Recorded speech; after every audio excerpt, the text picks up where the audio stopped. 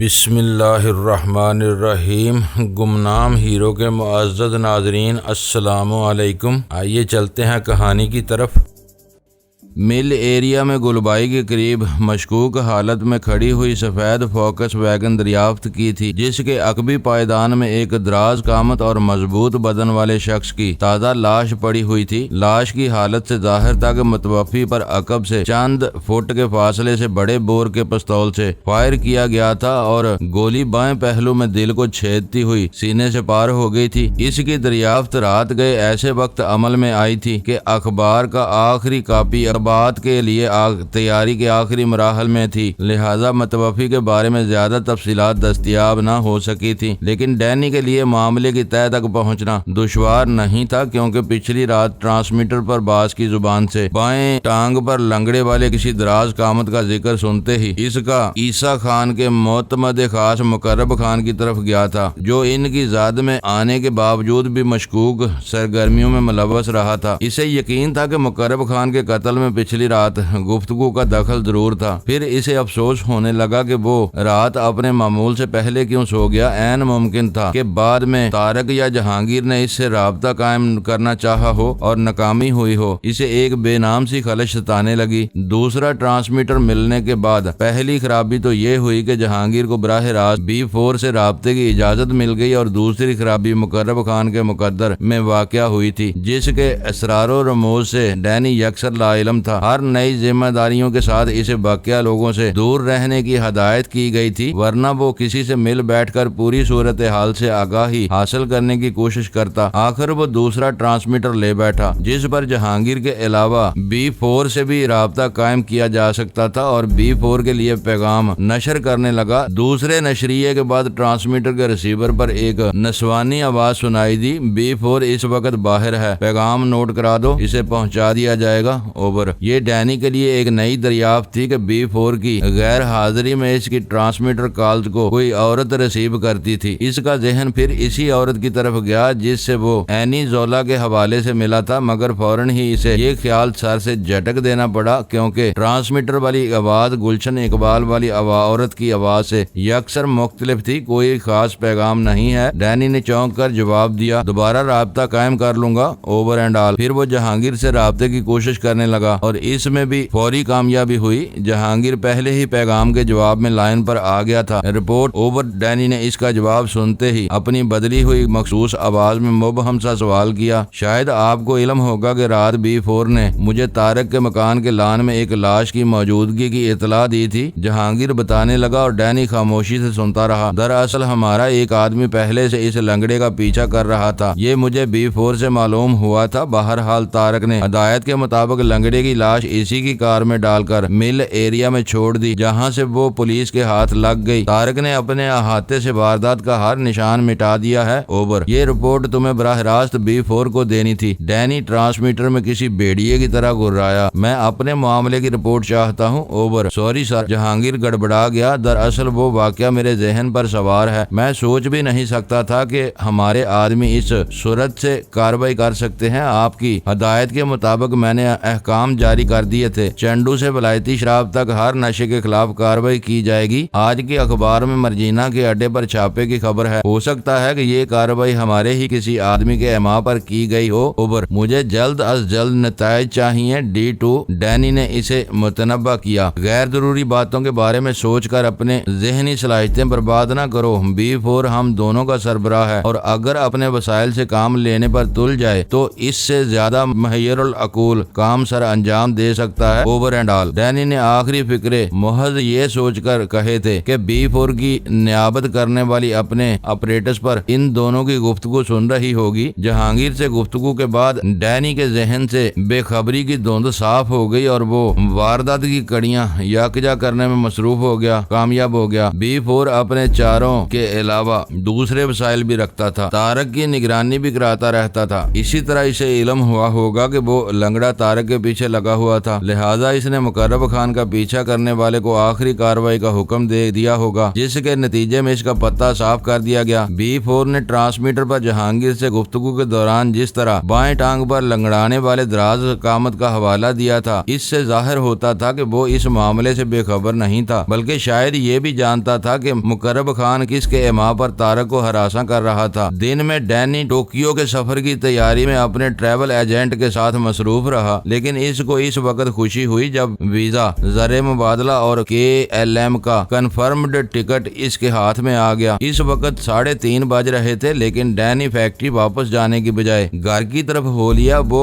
B4 की call का इस कदर शिद्दत से मुंतजर था कि बाथरूम में नहाते हुए भी इसने ट्रांसमीटर एक रैक पर रखा हुआ था। शाम के 6 बजे दूसरे ट्रांसमीटर पर टिक टिक की आवाज सुनाई दी तो वो दौड़ता हुआ अपने कमरे में जा पहुंचा, दरवाजा बंद करके ऑपरेटर ऑन कर दिया। B4 कॉलिंग D2 ओवर आवाज सुनाई दी और डैनी का मुंह लटक गया। बास गैर जरूरी तौर पर जहांगीर को इस पर फोकियत दे रहा था। D2 receiving sir over. दूसरी आवाज जहांगीर की थी, स्टैंड बाई रहो और गौर से एक एक लफ्ज सुनते रहना। मैं D1 को एक अहम काम सौंप रहा हूँ, जो अगर आज मुकम्मल ना हुआ तो तुम्हें संभालना होगा। बास की गनूदा आवाज सुनाई दी। फिर कदरे तवक्कुफ के बाद इसने डैनी के लिए सिग्नल नशर किया, जिसका जवाब डैनी ने हस्बे मामूल बदली हुई आवाज में दिया। बॉस से दूसरे ट्रांसमीटर पर वो अपनी असल आवाज में गुफ्तगू करता था, क्योंकि इस ऑपरेटर्स पर किसी दूसरे के सुनने का इम्कान नहीं था, लेकिन इस वक्त जहांगीर भी गुफ्तगू सुन रहा था, लिहाजा दूसरी शख्सियत बरकरार रखनी जरूरी थी। मर्जीना की तबाही में किसका हाथ है? D1 over. बास ने सवाल किया। मैंने ही पुलिस को इधर मतवज्जो किया है सर, डैनी ने बदली हुई खुरदरी आवाज में कहा। वो अरसे से मेरी निगाहों में थी ओवर। हमें बस 3-4 हफ्तों के लिए मैदान साफ करना है ताकि नए मॉडल के लिए मार्केट बना सके। इसके बाद हमें किसी से कोई सरोकार न होगा, इसलिए नई मुहिम पर पूरे वसाइल सर्फ होने चाहिए। और अब एक अहम किस्सा सुनो। तारक के बारे में मारे जाने वाले का नाम मुकर्रब खान है और वो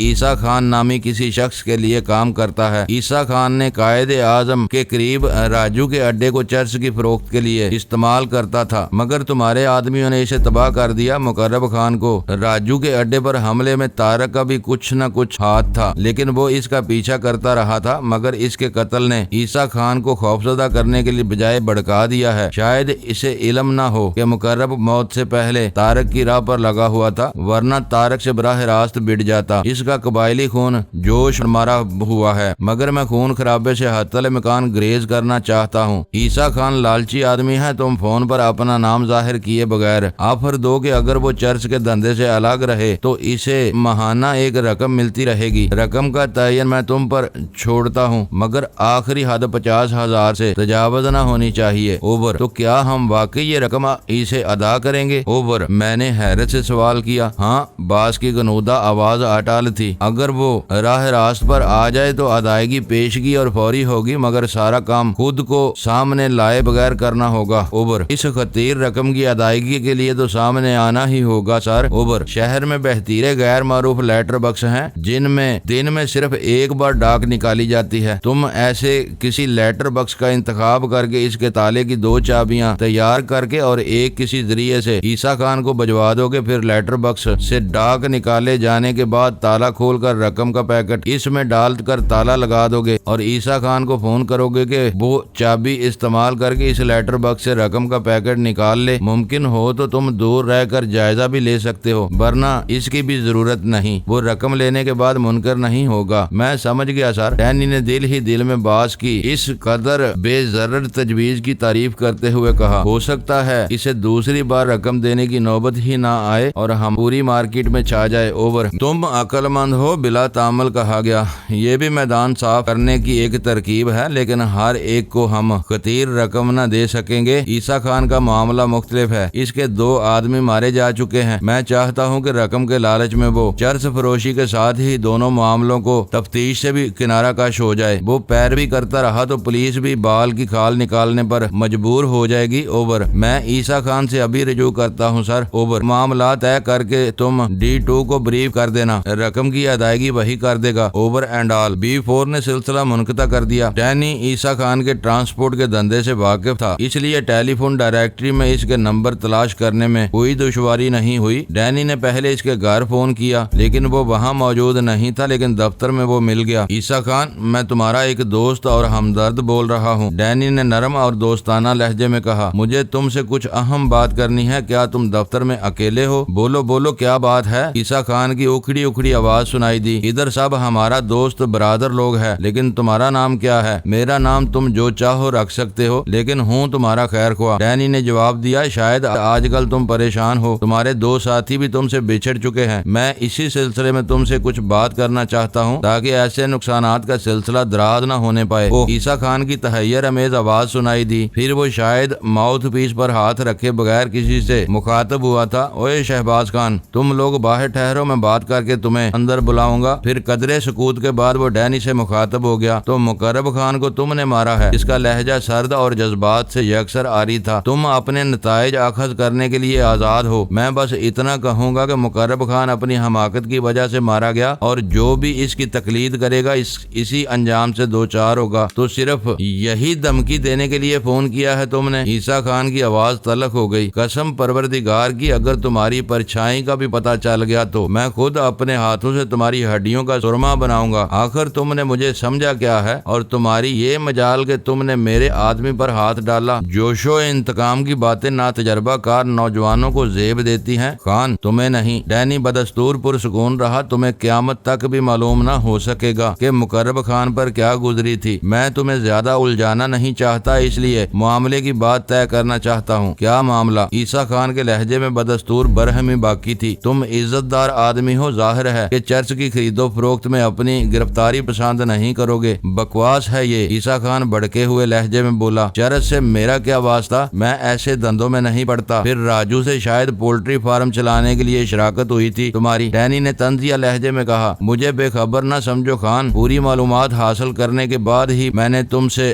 براہ راست بات کرنے کا فیصلہ کیا ہے۔ عیسیٰ خان نے راجو کو ایک گندی سی گالی دی، پھر بولا، اب شاید تم اپنی زبان بند رکھنے کی قیمت چاہتے ہو۔ میں بلیک میلر نہیں ہوں عیسیٰ خان، ڈینی ہلکی سی ہنسی کے ساتھ بولا۔ بس اتنا چاہتا ہوں کہ تم شریف آدمی ہو، اپنے ٹرانسپورٹ کے دھندے پر توجہ دو۔ چرچ کا لین دین تمہارے بس کی بات نہیں ہے، اس سے اپنا دامن صاف رکھو اور بھوکے مرو۔ عیسیٰ خان کی زہریلی آواز ریسیور پر ابھری۔ شاید تم یہ سمجھتے ہو کہ ٹرانسپورٹ کے کاروبار میں خون برستا ہے۔ یہ کہہ کر اس نے یکے بعد دیگرے 2-3 سکیل گالیاں دیں، پھر بولا، ڈیزل مہنگا، سڑکیں خراب اور اسپیئر پارٹس سونے کے مول ملتے ہیں۔ مقابلہ اتنا سخت ہے کہ جس کے پاس 15-20 ہزار روپیہ ہے وہ قسطوں پر ٹرک لے کر ٹرانسپورٹر بن جاتا ہے اور روپے کے بدلے 12 آنے میں مال اٹھاتا ہے۔ جب جائز دھندے کا یہ حال ہو تو آدمی بال بچوں کا پیٹ کہاں سے بھرے؟ میں تمہیں 10-5 ہزار روپیہ مہینہ دینے کو تیار ہوں، ڈینی نے پیشکش کی۔ خیرات؟ عیسیٰ خان کا لہجہ تحقیر امیز تھا۔ ابھی میں اتنا کنگال نہیں ہوا ہوں، صبح و شام میرے دسترخوان پر 10-20 مہمان ضرور ہوتے ہیں۔ تم غلط سمجھے، ڈینی اس کی بات کاٹ کر بولا۔ یہ اس بات کی قیمت ہوگی کہ تم چرس کا دھندا نہیں کرو گے۔ اب سمجھا، تم مجھے میدان سے باہر رکھنا چاہتے ہو۔ جو ٹرانسپورٹ کا حال ہے وہی ہمارا بھی ہے، ڈینی نے کہا۔ ہم اپنی روزی میں کسی کو شریک نہیں ہونے دیں گے۔ راجو کو ساتھ ملا کر تم نے حشر دیکھ ہی لیا، مگر ہم سیدھی انگلیوں سے گھی نکالنا چاہتے ہیں۔ تم نہ مانو گے تو ایک روز اپنے آخری آدمی کو بھی اپنے ہاتھوں سے مٹی دے کر تنہا رہ جاؤ گے، پھر تمہیں میری پیشکش یاد آئے گی، لیکن 10,000 کم ہے۔ چند ثانیوں کے بوجھل سکوت کے بعد عیسیٰ خان کی گمبھیر آواز آئی۔ وہ سیانہ آدمی تھا اور اس نے ڈینی کے الفاظ کا حقیقی وزن محسوس کر لیا تھا۔ مجھے کچھ بھی نہیں کرنا پڑتا، آزاد علاقے سے میرے مخصوص آدمی مال لاتے ہیں اور بازار میں پہنچا دیتے ہیں، میں بیٹھے بٹھائے اس سے کئی گنا منافع کما لیتا ہوں۔ یہ پرانی بات ہے عیسیٰ خان، ڈینی نے نرم لہجے میں کہا، مگر اب ایسا نہ ہو سکے گا۔ مقرب خان سے ہم نے سب معلوم کر لیا تھا، تمہارے آدمی اور ان کا طریقہ کار ہماری نگاہوں میں ہے، نفع تو درکنار، اب تم اصل بھی وصول نہ کر سکو گے۔ روز تمہارے آدمی ہلاک یا زخمی ہوں گے تو پولیس بھی تم سے اکتا جائے گی اور تمہارا ساتھ دینے کے بجائے تم ہی کو اندر کر دے گی۔ خوش فہم کے بجائے حقیقت پسند بننے کی کوشش کرو، کم از کم 20,000 ماہانہ ہونے چاہیے۔ عیسیٰ خان کے لہجے سے ظاہر تھا کہ اس نے تذبذب کے ساتھ اپنا مطالبہ پیش کیا تھا۔ کچھ نہ کرنے کے 20,000، ڈینی نے احتجاجیہ لہجے میں کہا۔ خدا کا خوف کرو عیسیٰ خان، کہنے کو اس نے کہہ دیا تھا، لیکن دل ہی دل میں وہ خوش تھا کہ باس کے دیے ہوئے ٹارگٹ سے کہیں کم پر بات بنتی نظر آ رہی تھی۔ ابھی ایک بات کرو۔ اس بار عیسیٰ خان کی آواز میں اعتماد کی توانائی تھی۔ 15 سے 1 پیسہ کم نہیں ہوگا۔ چلو منظور، ڈینی نے خوش دلی سے کہا، لیکن تم یا تمہارا آدمی ایک تولہ مال بھی کہیں نہیں دے گا، حرام سمجھو۔ عیسیٰ خان نے اسے یقین دلایا تو بات پکی ہو گئی نا؟ بالکل پکی، بلکہ اس مہینے کی رقم تمہیں کل پیشگی مل جائے گی۔ ڈینی نے کہا، دھوکہ تو نہیں ہوگا؟ کس بات کا دھوکہ؟ ڈینی نے سوال کیا۔ تم سے کچھ خریدا نہیں جا رہا جو ہم رقم دیے بغیر اڑا لے جائیں گے۔ رقم ملتی رہے گی تو تم پابند رہو گے، رقم نہ ملی تو بازار میں اپنی مرضی کا مال پھینکنے کے لیے پوری طرح آزاد رہو گے۔ پھر رقم کس وقت لاؤ گے کل؟ عیسیٰ خان نے احمقانہ سوال کی خفت چھپانے کے لیے دوسرا سوال کیا۔ تم سے میں یا میرا کوئی آدمی نہیں ملے گا۔ بات ہو جانے کے بعد ڈینی کا لہجہ قدرے آمرانہ ہو گیا۔ تمہیں کھانے سے غرض ہونی چاہیے، پیڑ گننے سے نہیں۔ رقم کل سورج غروب ہونے سے پہلے کسی نہ کسی طرح تمہیں مل جائے گی، ٹھیک ہے؟ میں انتظار کروں گا۔ اپنی قیمت ملنے کے بعد عیسیٰ خان کی آواز کی تندی رفع ہو گئی تھی۔ ڈینی اپنی کامیابی پر مسکراتے ہوئے فون بند کر دیا۔ اگلی صبح وہ ٹوکیو کے لیے روانہ ہونے والا تھا، اس لیے یہ مشن بہت پر اسرار تھا۔ گو جرائم کی دنیا سے اس کا رابطہ پرانا تھا، مگر ایک بین الاقوامی پرواز پر محض حلیے یا کوڈ ورڈز کے ذریعے ایک اجنبی سے ملاقات کا تصور اس کے لیے بالکل نیا تھا۔ کسی بھی شہر یا ملک میں ایسی ملاقات مخدوش ہو سکتی تھی، لیکن جہاز پر مختلف مقامات سے مختلف منزلوں کے لیے ہونے والے مسافروں کی گفتگو پر کوئی چالاک ترین سراغر ساں بھی شبہ نہیں کر سکتا تھا۔ ڈینی کو مان لینا پڑا تھا کہ ان کا باس انتہائی ذہین آدمی تھا اور خطرات کو ٹالنے میں خصوصی ملکہ رکھتا تھا۔ غیر ملکی پارٹی سے ہیروین کے نمونے کی منظوری کے لیے اس نے عمدہ پروگرام ترتیب دیا تھا۔ پھر عیسیٰ خان کو جس سورس سے رقم کی ترسیل کے لیے بھی اس نے بے داغ منصوبہ تجویز کیا، ورنہ ڈینی کو سامنے آئے بغیر عیسیٰ خان کو رقم دینا ناممکن ہوتا۔ لیکن دونوں ہی طریقے خاصے مہنگے تھے۔ عیسیٰ خان چرس فروشی سے روکنے کے لیے 15,000 روپے ماہانہ ڈینی کی سمجھ سے بالا تھی۔ پھر دوسرے ٹوکیو کے سفر اور وہاں کی صورت میں ڈینی ہزاروں روپے خرچ کرنے والا تھا جو آمدنی ہی سے ادا ہونے تھے۔ ہیروین کے بارے میں ڈینی لا علم تھا کیونکہ اس نئے دور کا ایک نیا نشہ تھا، مگر چرس وغیرہ کے بارے میں اچھی طرح جانتا تھا کہ اس کے تیار کرنے والے واجبی محنت کے ساتھ اسے فروخت کرتے تھے۔ پھر درجہ بدرجہ کئی ہاتھوں سے گزرنے کے بعد چرس کے ٹکڑے اصل سے کئی گنا داموں میں گاہکوں کو فروخت کیے جاتے تھے، جس کی وجہ سے اس کی مخدوش نقل و حمل، کئی افراد کا نفع اور پھر مال پکڑے جانے کی صورت میں ہونے والے نقصان کی پیشگی ازالے کے لیے مال کی بنیاد میں اضافہ ایسے عناصر تھے جو بظاہر خطیر نظر آنے والے نفع کو کم کر دیتے تھے۔ پھر انتظامی اخراجات اور امتناعی اداروں سے وابستہ بعض بددیانت اہلکاروں کے لگے بندے نظرانے اس کے علاوہ تھے۔ ان تمام امکانات کی روشنی میں اگر 1 پیسے میں تیار ہونے والی چرس کی گولی نشے بازوں کو 1.5 روپے میں فروخت کی جاتی تھی تو یہ قیمت جائز ہی تھی۔ معزز ناظرین، لائک کریں، شیئر کریں اور کمنٹس باکس میں پاک آرمی زندہ باد، پاکستان پائندہ باد کا نعرہ ضرور درج کر کے اپنے ملک پر فخر کریں اور پاکستان کی بنیادیں مضبوط کرنے میں اپنا کردار ادا کریں۔ ویڈیو دیکھنے کا شکریہ۔ معزز ناظرین، اپنا خیال رکھیے گا اور ہمارے چینل کا بھی۔ ISI پاک آرمی زندہ باد، پاکستان پائندہ باد۔